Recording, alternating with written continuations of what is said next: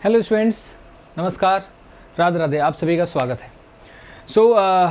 यहाँ पे देखो अभी क्या है, आरआरबी पीओ मेंस का एग्ज़ाम है आपका 25 सितंबर को। और अब जैसे मुश्किल से 2 दिन बचे हैं, मतलब 2 दिन बीच में है ना, 2 से 3 दिन बीच में है, 22, 23, 24। तो सभी के मन में ये चल रहा है कि डिस्कशन कि भाई कैसे अप्रोच, क्या स्ट्रेटजी होनी चाहिए, किस तरह से अटेम्प्ट करना चाहिए, या टाइम मैनेजमेंट क्या होना चाहिए। तो ये सेशन है और ये वीडियो है, आपको शायद ये हेल्प कर पाए कि आपका जो स्ट्रेटजी है, जो अप्रोच है, वो क्या होना चाहिए। तो अच्छे से एग्ज़ाम देना, उसमें कोई दिक्कत नहीं है। तो मैं थोड़ी सी यहाँ चीज़ें डिस्कस करूँगा जो हो सकता है कि आपने जो स्ट्रेटजी बनाई है उसमें शायद ये थोड़ा सा आपको हेल्प कर पाए। तो आरआरबी मेंस का एग्ज़ाम है और बिल्कुल ऑफकोर्स सभी का मन है कि उसको अच्छे से देना है, जिनका प्रीलिम्स क्लियर हो चुका था। तो अभी यहाँ पे हम बात कर रहे हैं कि किस तरह से टाइम मैनेजमेंट होना चाहिए, ठीक है। तो जैसे हम आरआरबी पीओ मेंस की बात कर रहे हैं, जो कि आपका 25 सितंबर को एग्ज़ाम है, और उसका टाइम मैनेजमेंट क्या होना चाहिए ये भी हमें देखना है। यहाँ पे 200 क्वेश्चंस हैं और 200 क्या मार्क्स है ये आपको पता है। जैसे हम अगर यहाँ पे सेक्शनल बात करते हैं अगर, ठीक है, तो देखिए ज़रा, आपका जो रीजनिंग है, रीजनिंग की अगर बात की जाए तो रीजनिंग का 40 क्वेश्चंस हैं और 50 मार्क्स का वेटेज है। मतलब रीजनिंग और क्वांट सबसे 2 स्कोरिंग आपके और सबसे मेन सेक्शन है, मेन सेक्शन है एक्चुअली इनका। मतलब यहाँ पे डिफरेंशियल मार्किंग आएगी। डिफरेंशियल मार्किंग मतलब कोई सवाल आपको ऐसा मिलेगा जो 1.25 या 1.5 मार्क्स का होगा, जिसका वेटेज क्या होगा, ज़्यादा होगा। अदरवाइज बाकी जब सब हैं तो उसमें क्या होगा, कंप्यूटर को छोड़कर उसमें क्या होगा कि हर क्वेश्चन हाफ मार्क्स का होगा। तो इसमें क्या होगा, कोई सवाल, हर सवाल नहीं, कोई सवाल ऐसा होगा जिसका मार्किंग जो है 1.5 या 1.25 रहेगा, तो उसको हम डिफरेंशियल मार्किंग कहते हैं। तो इसमें अगर हम रीजनिंग की बात करते हैं तो रीजनिंग में जैसे 40 क्वेश्चन है, 50 मार्क्स का है। क्वांट में 40 क्वेश्चन है, 50 मार्क्स का है। कितना हमें अटेम्प्ट करना चाहिए, किस तरह से करना चाहिए, अब वो तो डिपेंड करता है कि पेपर का लेवल क्या है। लेकिन जनरली अगर हम मानते हैं तो ऐसा तो नहीं 40 कोई करके आ रहा है, तो क्योंकि आपको टाइम मैनेजमेंट सबको देना है, तो कितना अटेम्प्ट यहाँ पे हो सकता है, तो वो डिपेंड करता है पेपर के लेवल पे। लेकिन फिर भी एवरेज ऐसा लगता है कि 20 से 25 क्वेश्चन तो मतलब आसानी से किए जा सकते हैं, मतलब हो सकते हैं, एक अच्छे स्टूडेंट कर सकता है। क्वांट थोड़ा सा लेंदी होता है, तो इसमें मैं कह सकता हूँ कि 18 से मतलब 22 तक थोड़ा सा वो डिपेंड करता है, मतलब पेपर के लेवल पे। बेसिकली हम टाइम की बात कर रहे थे, तो ये 35 से 40, देखो क्या होता है इसमें। रीजनिंग में 40 क्वेश्चन है, 50 मार्क्स। क्वांट में 40 क्वेश्चन, 50 मार्क्स। जीए में 40 क्वेश्चन, 40 मार्क्स। और जीए में जद्दोजहद ज़्यादा होगी, मतलब जीए में ज़्यादा आपके एफर्ट्स लगेंगे, क्योंकि एक मार्क्स आपका जो है डिफ्रेंशिएट करेगा।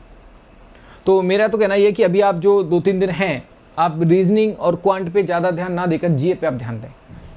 जीए पे आप ध्यान दें, मतलब ये मैं सजेशन देना चाहूँगा कि आप जीए पे ज़्यादा ध्यान दें, क्योंकि यहाँ जितना आप प्रैक्टिस करना चाहते थे, जितना पढ़ना चाहते थे, उतना आपने पढ़ लिया।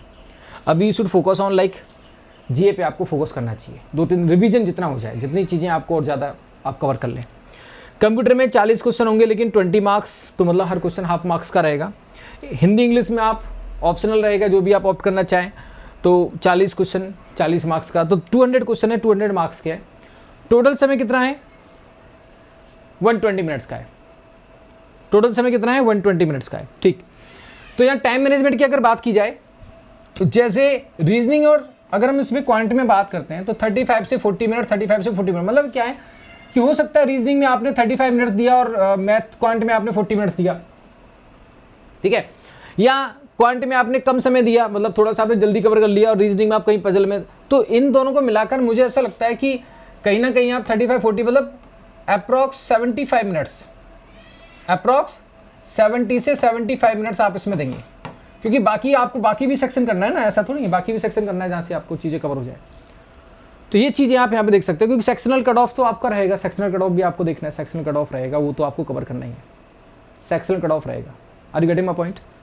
तो ये चीज़ आप यहाँ पे ध्यान दें कि अपनी जो स्ट्रेटजी है उसमें आपने, किसी का रीजनिंग थोड़ा स्ट्रांग होता है, किसी का मैथ थोड़ा स्ट्रांग होता है ना, तो आपको सेक्शनल कट ऑफ भी निकालना है, आपको मेरिट में भी आना है। तो ये सारी चीज़ें आपके दिमाग में होनी चाहिए जब आप अपनी स्ट्रेटजी बना रहे हैं कि मैं कैसे पेपर अटेम्प्ट करना चाहता हूँ। वो आपकी स्ट्रेटजी ज़्यादा मैटर करती है। नॉलेज तो आपने जो गेन किए इट्स ओके, लेकिन अभी आप स्ट्रेटजी फोकस करिए। तो ये आप बनाइए कि 35 मिनट्स आप देंगे तो उसमें जितने हो जाएं, है ना, क्योंकि बाकी सेक्शन भी कवर करना है। इसमें 40 मिनट्स में या 35 मिनट्स में जितने हो जाएं, ऐसा नहीं कि आप करते जा रहे हैं, होता जा रहा है, करते जा रहे होता जा रहा है और आपने एक सेक्शन को 1 घंटा दे दिया, तो वो थोड़ा सा आपको ध्यान में रखना होगा, आपको टाइम मैनेजमेंट पे ध्यान देना पड़ेगा, ठीक है। जे में मुझे लगता है कि 20 मिनट्स में आपको जितना आता है, 18 से 20 मिनट में आपको जितना आता है उतना आप कर दोगे, और जो नहीं आता वो नहीं आता, जो आता है वो आप करते चले जाओगे, जो नहीं आता वो नहीं आता है। जब सोचने लगते हैं तो फिर वो आता भी नहीं है, तो वो चीज़ आप जे में ऐसा हो सकता है। कंप्यूटर में मेरे को लगता है 10 से 12 मिनट में आप जो 40 क्वेश्चन में जितना आपका आता होगा वो आपका होता चला जाएगा। क्वेश्चन 40 हैं, इससे 10 से 12 मिनट में। और हिंदी इंग्लिश में मेरे को लगता है 15 से 20 मिनट में आप 40 क्वेश्चन यहाँ पे कर सकते हैं, 15 से 20 मिनट में।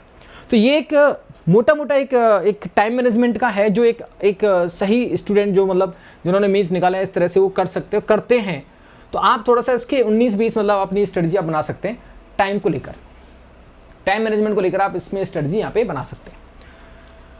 सबको समझ में आ गई कि टाइम मैनेजमेंट। तो इसका थोड़ा सा आप अपने हिसाब से अपनी जो आप प्रैक्टिस दे रहे हैं, जो आप मॉक दे रहे हैं, प्रैक्टिस कर रहे हैं, उसके अकॉर्डिंग आप देखो कि आपका जो टाइम मैनेजमेंट है उसमें ऐसा हो कि सेक्शनल कट ऑफ भी निकले, ये भी कॉन्फिडेंस आए, सारा पेपर कवर हो जाए, है ना, सारा पेपर कवर हो जाए, आपका सेक्शनल कट ऑफ भी निकल जाए, और कोई सेक्शन जो आपका स्ट्रॉन्ग है उसमें ज़्यादा अगर अटेम्प्ट हो जाए तो मेरिट में भी आपको हेल्पफुल रहे। तो इस चीज़ को ध्यान में रखते हुए आप अपनी स्ट्रेटजी बनाएंगे और उस स्ट्रेटजी के अकॉर्डिंग आप पेपर करके आएंगे।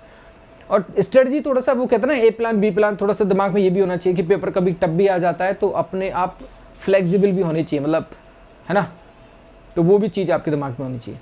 तो मोटा मोटा एक टाइम मैनेजमेंट का। अब दूसरी बात आती है रीजनिंग में। जब आप रीजनिंग सेक्शन को अटेम्प्ट करेंगे, तो जैसे मैं रीजनिंग में आपको बता सकता हूँ, तो आप कैसे अटेम्प्ट कर सकते हैं, तो एक बार उस पर भी बात कर लेते हैं। रीजनिंग में हाउ टू अटेम्प्ट, मतलब कैसे आपको अटेम्प्ट करना है रीजनिंग की अगर बात की जाए। अब देखो, अगर हम रीजनिंग की बात कर रहे हैं, रीजनिंग में 2 पार्ट बेसिकली हो गए। कितने पार्ट हो गए? 2 पार्ट, पार्ट ए और पार्ट क्या, बी। 2 पार्ट आपके हो गए, part A and part B. अगर हम पार्ट ए की बात करते हैं, तो मैंने 2 पार्ट्स में इसको कैटेगराइज किया है रीजनिंग पार्ट को, क्योंकि कहीं ना कहीं एक पोर्शन हो गया पजल एंड सिटी अरेंजमेंट को लेकर और एक पोर्शन हो गया आपके मिसलेनियस पार्ट को लेकर, ठीक है।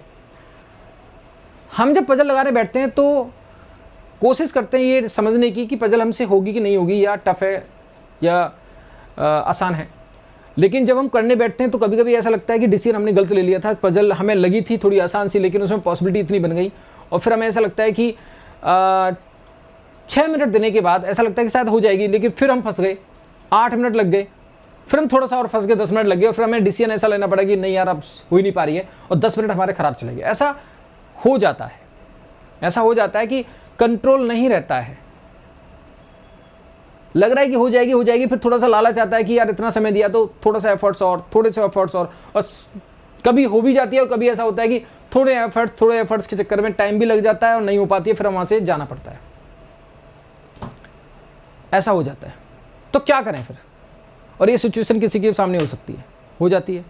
तो इसलिए 2 पार्ट्स में इसको कैटेगराइज करो, 2 पार्ट्स में इसको ब्रेक कर दो। एक, हम इमोशनल नहीं होंगे, हमारे सामने पजल आ गई, हम इमोशनल नहीं होना है। अगर छोटी पजल आ गई 1 नंबर की 2 नंबर की तो ठीक है, उसको कर दीजिए भाई। ऑर्डर कंपैरिजन आ गया, कोई छोटी पजल आ गई, लेकिन आपको सामने पैराग्राफ दिख रहा है, पजल दिख रही है, थोड़ी लेंदी है, इमोशनल मत होइए, छोड़िए, स्किप करिए।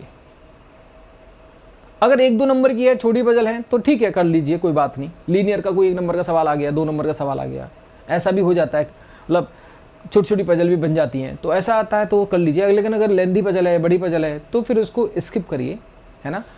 और पार्ट ए, सबसे पहले कोशिश करिए पार्ट ए, जो आपके मिसलेनियस क्वेश्चंस होते हैं, छोटे सवाल होते हैं, वो ना रह जाएं कहीं पजल और सिटिंग अरेंजमेंट बड़े क्वेश्चनों के चक्कर में। इस बात का ध्यान रखिए, कहीं वो ना रह जाए इन क्वेश्चंस के चक्कर में, इस बात का विशेष तौर पर ध्यान रखना है।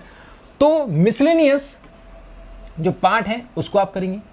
इसमें जैसे स्लॉग हो गया, कोडिंग डिकोडिंग हो गया, आपके डायरेक्शंस का हो गया, ऑर्डर रैंकिंग हो गया, इनइक्वलिटी का हो गया, या कोडेड इनइक्वलिटी हो गया, कोडेड डायरेक्शंस हो गया। तो ये मिसलेनियस में वो चीज़ आप करेंगे, और वो स्किप करने वाला नहीं, मतलब आपसे आप करते हैं उसे, और अगर नहीं होता है तो 1-2 मिनट में पता चलता है कि ये नहीं हुआ, 1 मिनट में पता भी चल जाता है कि ये नहीं हो रहा है।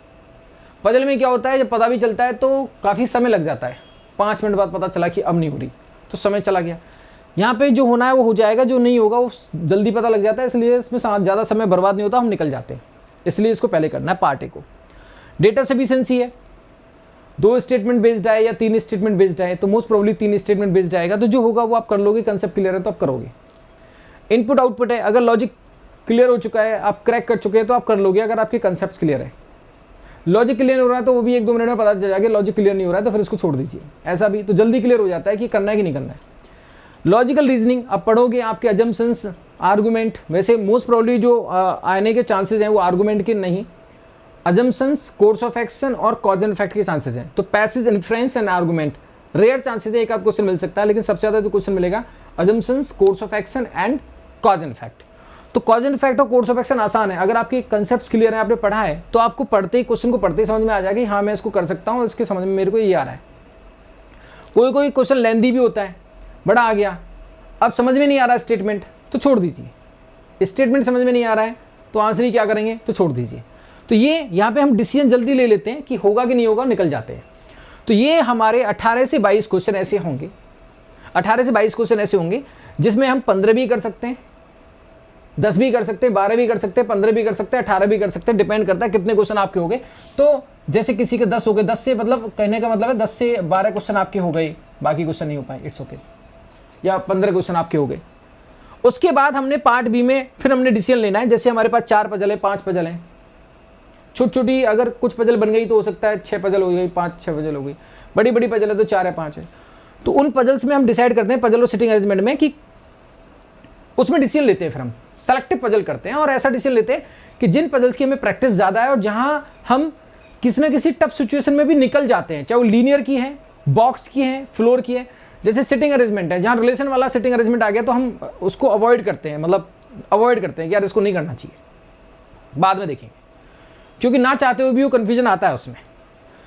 अब किसी किसी को बॉक्स की पजल में कॉन्फिडेंस होता है, किसी को फ्लोर फ्लैट की पजल आ गई, या कुछ डायरेक्शन डिस्टेंस की पजल आ गई, मतलब देखने से ही पता चल जाता है कि यार ये पजल मेरे से होगी या ऐसी पजल मैंने की है कि नहीं की है। तो कुछ आपको 4-5 पजल में से 1-2 पजल ऐसी होंगी जहां आपको ये समझ में आएगा कि ऐसी पजल मैंने की है, मतलब आप अपने आप को फैमिलियर आपको लगेगा, तो वो पजल आप डिसीजन लीजिए, उन पजल्स को करिए। हो सकता है आपसे 2 पजल हो जाए, 2 पजल होगी तो अप्रॉक्स 10 मार्क्स आपके ऐड हो गए, 3 पजल होगी तो बहुत बेस्ट हो गया, 1 ही पजल हो पाई तो एवरेज रह गया, तो वो डिसीजन आप यहाँ पे लेंगे। तो ये तरीका है, ऐसा आप कर सकते हैं। बाकी ऐसा आप एक्सपेरिमेंट करके देखो, मॉक में आपको कॉन्फिडेंस आता है तो ही आप फॉलो कीजिएगा, अदरवाइज जो जिसमें आपको कॉन्फिडेंस है, चाहे वो आपकी स्ट्रेटजी है या मेरी स्ट्रेटजी, जिसमें आप कॉन्फिडेंस फील करते हो उसी लेवल पे आप उसी स्ट्रेटजी के साथ आपको एग्जाम देना है।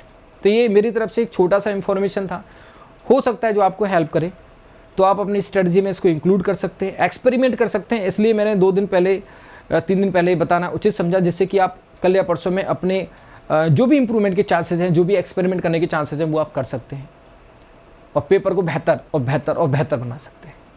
ठीक है, तो अभी फोकस करिए पेपर पर, स्ट्रेटजी पर, और जीए का रिवीजन कीजिए। ठीक है, कंप्यूटर के क्वेश्चंस हो गए, जीए का रिवीजन कीजिए। Thank you so much guys, all the best.